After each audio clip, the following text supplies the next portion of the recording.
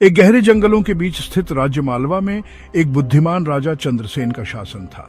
वह अपने दरबार में एक योग्य मंत्री की तलाश में था जो उसकी नीतियों को और मजबूत बना सके।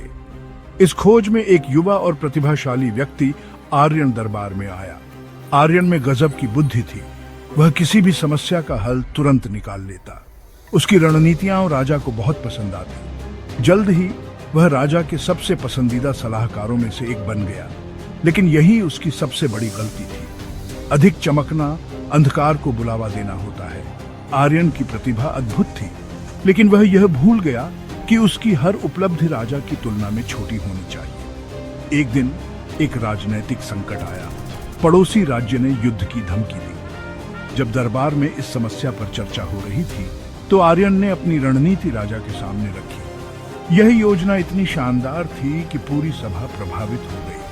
मंत्रीगण, सेनापति और राजकुमार सबने उसकी प्रशंसा की। राजा चंद्रसेन ने योजना को स्वीकार कर लिया, लेकिन उसके मन में एक संदेह का बीज अंकुरित हो गया। उसने सोचा, क्या यह युवक मुझसे अधिक बुद्धिमान सिद्ध हो रहा है?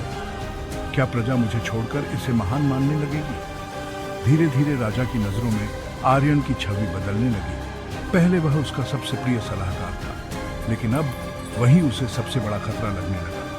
शक्ति का पहला नियम टूट चुका था और कीमत चुकानी ही थी। कुछ ही दिनों बाद राजा ने घोषणा की कि आर्यन को राज्य की एक महत्वपूर्ण यात्रा पर भेजा जाएगा। लेकिन यह यात्रा आर्यन की आखिरी यात्रा साबित हुई।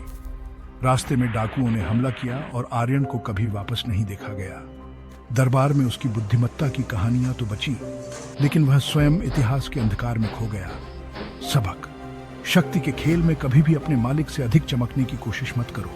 राजा को राजा बने रहने दो। यदि तुम बहुत अधिक तेज चमकोगे तो तुम्हारी रोशनी स्वयं तुम्हारे लिए खतरा बन जाएगी। क्या आप तैयार हैं शक्ति के दूसरे नियम को जानने के लिए?